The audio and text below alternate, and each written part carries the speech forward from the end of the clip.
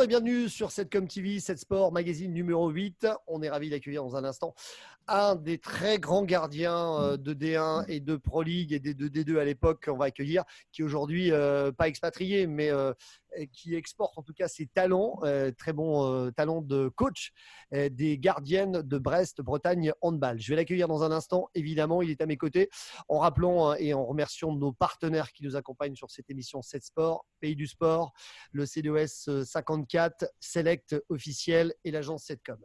Mon cher Mathieu Kreis, il faut bien prononcer le mot, entraîneur spécifique des gardiennes de Brest-Bretagne Handball.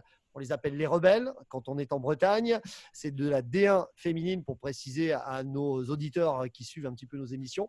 La Ligue Butagaz Énergie. Mon cher Mathieu, bonjour et bienvenue. Bonjour à toutes et à tous.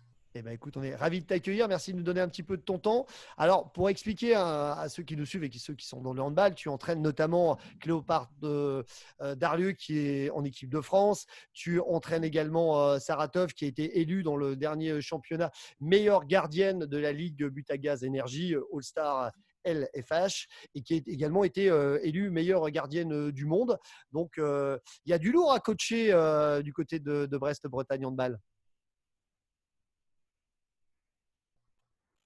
Oui, c'est parmi les meilleures gardiennes du monde, donc forcément c'est très intéressant pour moi. J'essaie de transmettre mon expérience et d'échanger avec elle au maximum pour construire ensemble les meilleurs entraînements, la meilleure relation qui leur permettra d'être optimum sur les compétitions. Ouais, optimum, qu'elles soient les plus centrées, les plus en confiance possible pour qu'elles puissent performer sur leur qualité. Et donner le meilleur. Alors, on va revenir sur justement cette reprise qui a lieu avec ton groupe depuis le 6 juillet. Vous avez repris, vous avez repris très tôt. Donc, c'est une préparation qui est longue. Et même toi, en tant que joueur à l'époque, c'est des préparations que tu n'as jamais connues dans cette longueur par rapport à cette période compliquée. Non, c'est exceptionnel. C'est une préparation de 10 semaines, alors que la norme est autour de 6 semaines. 10 semaines, pourquoi ? Parce que il y a eu cette longue interruption. Donc, en fait, les joueuses, c'est un peu comme si elles revenaient d'une longue blessure, entre guillemets, bien sûr. Donc, il faut les réathlétiser dans un premier temps, qu'elles reprennent tous les exercices un petit peu spécifiques, de déplacement spécifique. Et tous ces exercices qu'elles n'ont pas fait depuis plusieurs mois peuvent être très dangereux pour leur intégrité physique. Et donc, peut-être il faut reprendre très progressivement. Les freiner un peu parce que j'imagine qu'elles avaient qu'une envie, c'est retrouver le terrain, le ballon et les parquets, et il faut un peu freiner cette envie peut-être au départ. Tu as tout compris, Jérôme. Tu aurais pu être coach. Non, pas du tout, mais j'essaie de poser les bonnes questions, c'est tout. Non, c'est ça, c'est exactement ça, parce qu'elles ont vraiment envie de reprendre, envie de jouer, envie de ballon. Elles veulent peut-être rattraper le temps perdu, mais malheureusement, on ne peut pas rattraper. Et donc, du coup, nous, on est obligé de tempérer ça. On a été obligé vraiment, les premières semaines, de chercher à leur faire comprendre qu'il fallait vraiment assurer la progressivité. Donc, c'était notre rôle. Sûr. Pour l'instant, je pense qu'on a bien réussi cette mission parce qu'on est plutôt préservé. Mais il faut rester très vigilant parce que là, on commence, je dirais, à faire une vraie préparation. Avant, on était plutôt dans la réathlétisation. Là, on est dans la bascule et ça fait une semaine ou deux qu'on est vraiment dans la préparation. D'accord. Donc, l'équipe va bien et les filles sont en forme à Brest. L'équipe va bien. On a eu quelques petites blessés, mais des petites blessures musculaires qui ne sont pas trop handicapantes, je dirais, pour la saison, puisqu'elles vont revenir et que tout ira bien rapidement. Alors, comment tu as vécu, toi, comment tu as vécu cette longue période d'arrêt, justement ? Ça t'a reposé un peu parce que je sais que tu es assez actif. Ça t'a un petit peu, au bout d'un moment, tu en avais un peu marre de ce confinement. Tu avais hâte aussi de retrouver les filles et ton job. Comment tu as vécu ça ? Première phase, on ne savait pas trop combien de temps ça allait durer. Donc, on se dit, on va se reposer parce qu'on avait joué, je ne sais plus combien de fois, 7 ou 8 fois au mois de février. On sortait d'une grosse période avec des gros matchs, beaucoup de déplacements. Donc, dans le premier temps, on s'est reposé. Et puis, ça commence à durer. Donc, après, on commence un peu à tourner en rond. Oui. Et après, on a commencé à comprendre, même si on n'était pas tout à fait sûr, on a commencé à comprendre qu'on n'allait pas reprendre. Donc, Ouais, parce que ces phases-là, il faut le rappeler, on ne savait pas si le championnat s'arrêterait pas, si on prenait, si on prenait pas. reprendrait pas, etc. Donc, quand on a commencé à comprendre que ça allait pas reprendre, ben, il y a eu une grosse frustration parce que quelque part, on avait vraiment, vraiment beaucoup de choses à jouer, des choses extraordinaires. On On va en était parler quart de après, oui. finale de Tout la à Ligue fait. des Champions. En bref, donc du coup, on avait des belles choses à jouer et on avait une vraie frustration qui s'installait. Après, une fois que l'acceptation était faite, On et se le projette sur la saison suivante. déconfinement, et puis après, bah, il y a les vacances aussi qui commencent à titiller. Donc, bon, voilà, on arrive après à passer la page, à tourner la page, je pense.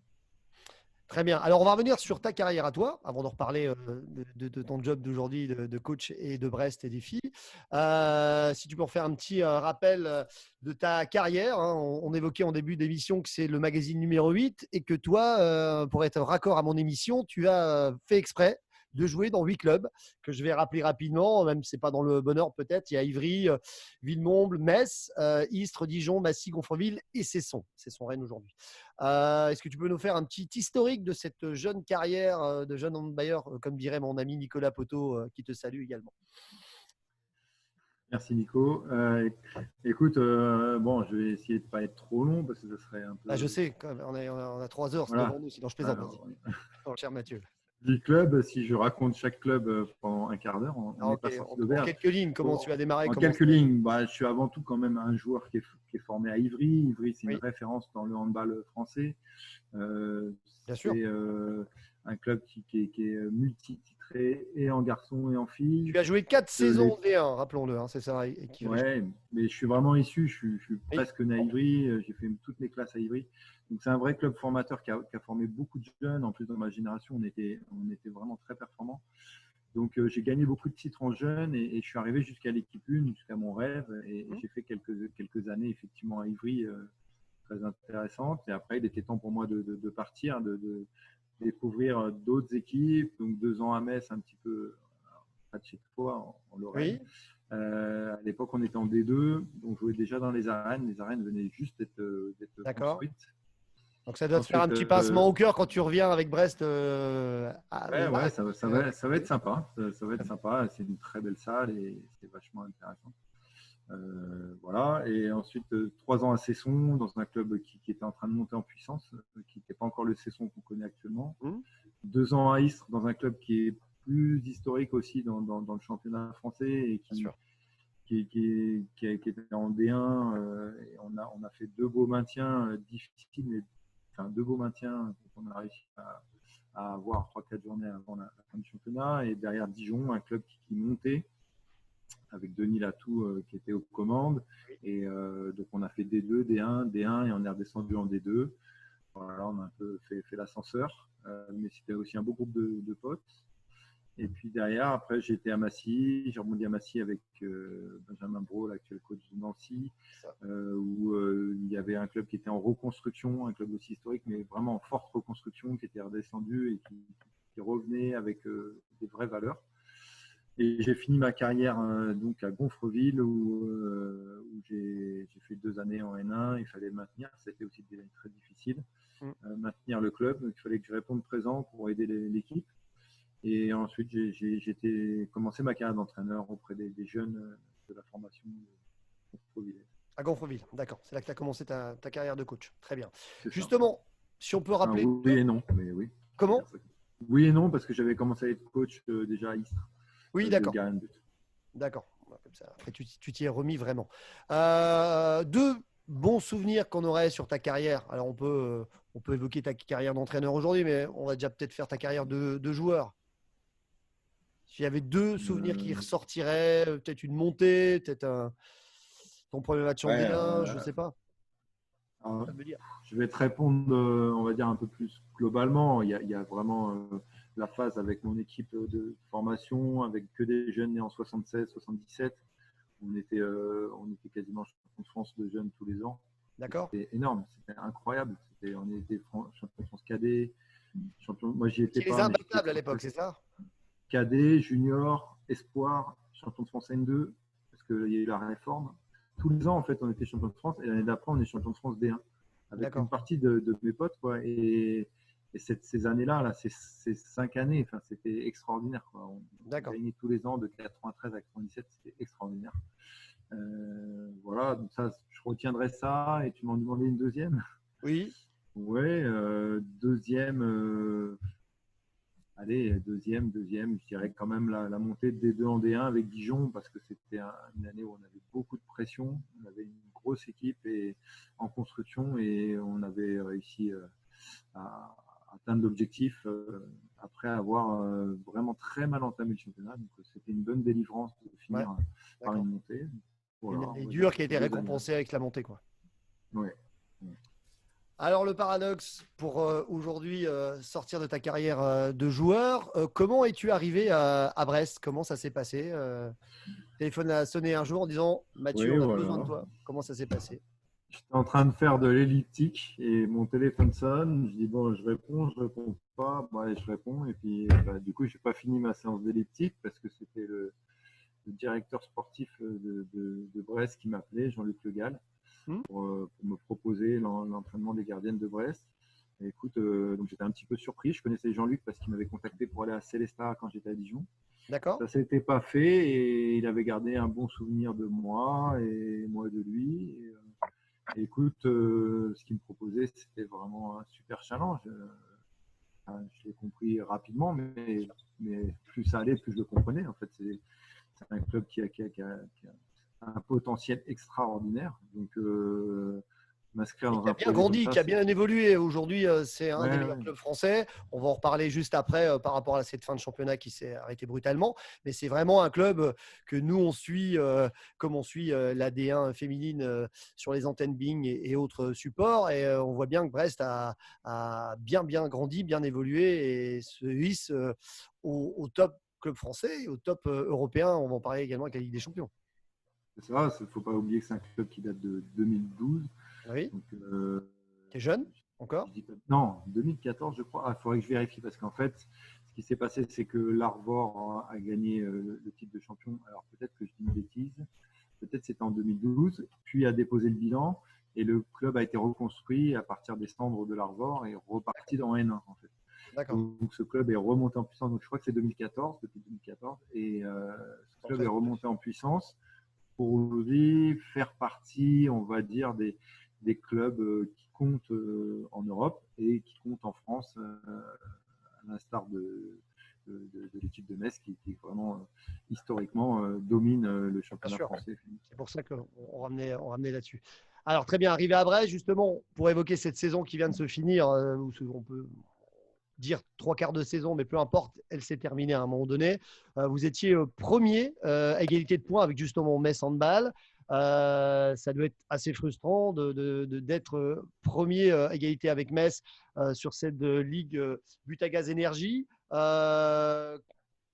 Quel sentiment est ressorti de cet arrêt, de la frustration? Vous aviez l'ambition d'aller plus haut, d'être champion de France cette année. C'était quoi d'aller plus haut en Ligue des Champions? Bien sûr qu'on avait beaucoup d'ambition. On proposait vraiment un très beau jeu. On avait gagné notre tour préliminaire. On avait fini premier de la poule du tour préliminaire. On était deuxième en Ligue des Champions derrière Győr en faisant match nul là-bas, perdant d'un but à domicile. Donc on avait quand même rivalisé avec ce qui se fait mieux en Europe. On avait battu Metz d'un but chez nous. Donc vraiment, les jeux, tout était ouvert, je dirais, pour la saison. Il y avait vraiment des coups à jouer. On était en quart contre les Russes de Rostov. Donc, les clignotants étaient ouverts. On avait envie de rivaliser et de voir ce que ça pouvait donner, parce qu'il y avait vraiment de la place. Maintenant, il fallait fallait-il jouer ces matchs. Voilà. Malheureusement, on ne peut être que faire le constat, on ne saura pas. Il faut garder la note positive de cet arrêt et de cette évolution. Justement, quels sont les objectifs de cette année? Quelle est l'ambition pour cette nouvelle saison qui va débuter pour vous plutôt que les garçons, puisque ça débute le 9 septembre avec un premier match qui aura lieu à Mérignac en déplacement et vous enchaînez la Ligue des Champions le 12 chez vous contre Valséa, c'est ça? Les ambitions, elles sont toujours importantes. On est un club qui est construit. Brest veut être champion de France, qui est construit pour gagner. Donc, toutes les compétitions, on va s'aligner, on sera là pour gagner. Bien sûr que la mission est difficile, mais Bien sûr. on sera là pour gagner. Et voilà, cette année, on a envie de franchir ce palier, puisque Brest a gagné 2 Coupes de France, donc a déjà défloré son palmarès. Il n'y a pas de titre de champion de France et il n'y a pas de finale fort. Donc, pourquoi pas rêver à ces 2 objectifs. En tout cas, on mettra les pieds sur le terrain pour gagner tout ce qu'on peut gagner. Et vraiment, on a une équipe de filles qui a très très faim, qui a très envie, qui est vraiment en projet. Et j'espère qu'on arrivera à conclure l'essai. Et avec des bons coachs qui les préparent bien, qui les motivent bien, qui savent aussi que le mental est important en plus des qualités. Et on est vraiment un staff très, très, très riche, avec beaucoup de qualités, chacun dans des rôles différents et avec une complémentarité. Et j'espère qu'on pourra leur apporter certains pourcentages de performance en plus pour qu'elles puissent s'exprimer au mieux. Et on essaie de leur apporter le maximum. Et on est vraiment tous les jours au boulot pour les faire progresser. Bah écoute, merci Mathieu. On vous souhaite effectivement une très belle saison et beaucoup de réussite. Et c'est quand même intéressant d'avoir des clubs comme ça qui grandissent, qui évoluent. Comme tu disais tout à l'heure, Metz Handball, qu'on soutient également, qu'on encourage évidemment, à dominer le championnat féminin depuis de nombreuses années. Aujourd'hui, il y a une rivalité qui s'installe, les clubs grandissent, on le voit bien dans les matchs qu'on peut suivre et c'est bien pour Il y a l'intérêt d'autres du clubs, sport. hein. Il n'y a pas que Bien sûr, Metz et nous. bien sûr. Bien La sûr, Ligue Butagaz Énergie est en train d'attirer des joueuses complètement.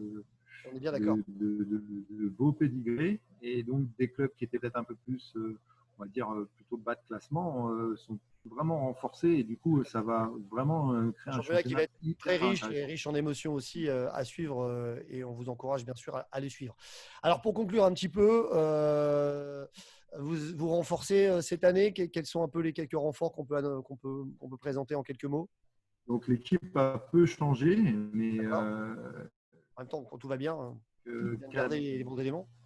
4 départs, 4 arrivées, une jeune qui a signé du centre de formation. D'accord. On a recruté Gina Jokovic, qui est une arrière-gauche de l'équipe du Monténégro et de Budućnost, de part du Monténégro, qui est jeune, hein, qui a 23 ans, si je ne dis pas de bêtises, qui est vraiment déjà l'une des meilleures arrière-gauches du monde. Donc, c'est une vraie plus-value défensive et offensive. D'accord. On a recruté Lorraine Catani, qui est une demi-centre qui joue à Toulon, qui a beaucoup d'explosivité, qui est vraiment capable de à la fois faire jouer l'équipe et créer des avantages et gagner sur les défenseurs par vitesse d'exécution. Et on a recruté Tonje Lozette, qui est une Norvégienne qui jouait au Danemark, à Elcast, et qui est vraiment un très, très, très, très, très bon défenseur et qui, en attaque, est capable de faire des choses intéressantes. Donc, je pense que l'équipe est très, très, comment dire, est Homogène, complétée très, par des très joueurs de qualité. Et donc, forcément, déjà, on avait une belle équipe. Eh ben, ça nous permet de rêver à beaucoup de choses. être encore meilleur et être bien performant avec les postes qui sont largement doublés et qui vont être très efficaces à chaque poste et tant mieux. Écoute Mathieu, merci de ces échanges, de ces informations, de ton partage. Je vais te laisser quelques mots pour conclure, pour saluer les fans de Brest, Bretagne Handball à venir vous soutenir dans tous les matchs en France et aussi en Europe sur la Champions League. Quelques mots à tes amis aussi qu'on a en commun, qui suivent ces émissions, les handballeurs de Nancy, de Paris, de Massy et d'ailleurs. N'hésite pas mon cher Mathieu. Ouais, écoute, on va commencer par le public qui nous suit. On est vraiment très excités à l'idée de revivre ces moments extraordinaires à l'Arena avec un public qui est vraiment derrière nous, qui nous soutient et qui nous soutient dans tous les moments. Donc, je vous donne rendez-vous bientôt. Là, 12 c'est la reprise contre Valencia. Et voilà, beaucoup de plaisir en perspective. Un grand merci à toi, Jérôme. Voilà, des grands souvenirs de nos années en Pro D2 à Nancy. Quand Dijon venait à Nancy, on était vraiment souvent soit sur les matchs amicaux, soit les matchs championnat en opposition. Voilà, un On ne bonjour parlera pas de à ce qui se Nico passait après Poto. les matchs, on a promis. Non, je plaisante. Évidemment. Un Je bonjour à plaisante, mon cher Mathieu. Nico Poto, le grand gardien de Nancy. voilà, qui toujours est sur Nancy et qui maintenant entraîne les gardiens. Donc j'espère qu'il sera reconnu à sa juste valeur. Et Nico, qui va d'ailleurs, petite parenthèse, on aura bientôt au micro aussi dans les interviews, qui démarre une carrière d'entraîneur à Jarville, un club qui est à côté. Oui. Voilà, donc il se lance aussi. On va en parler bientôt avec lui. Et un petit bonjour à Joe qui a fait le numéro 7, Joe Caron, donc, voilà, absolument. Donc capitaine Amati. Et puis un grand bonjour à tous les anciens joueurs là, qui pourraient regarder cette émission, contre qui j'ai joué et avec qui j'ai passé des beaux moments. Donc voilà, le handball, c'est notre passion et vivement que ça recommence et en espérant que la situation sanitaire s'améliore et que tous on puisse enfin retrouver ces émotions. Absolument. Merci beaucoup d'avoir pris un peu de ton temps précieux pour m'accorder cette interview. Je rappelle que le championnat repart le 9 septembre. Vous vous déplacerez avec Brest à Mérignac. Retour à la maison, ça sera le 12 en Ligue des Champions face à Valséa. Et puis après, vous accueillerez également le premier match du championnat à domicile face à Chambray. Merci beaucoup Mathieu. Je vais te suivre évidemment comme beaucoup de tes amis et beaucoup de gens passionnés par le handball féminin. On est ravis de t'avoir eu ici. Si vous voulez suivre également Brest, le site internet c'est brest-bretagne-handball.fr. Vous avez toutes les infos et bien sûr sur les réseaux habituels, Facebook, Instagram, ainsi de suite. Merci Mathieu, je te dis à bientôt. Ciao, ciao. Merci à tous. Et on vous donne bien sûr la suite des invités sur 7Sport et 7Com TV dans les actualités qui vont tomber bientôt. Merci à vous et à très bientôt pour le magazine numéro 9. Merci à vous.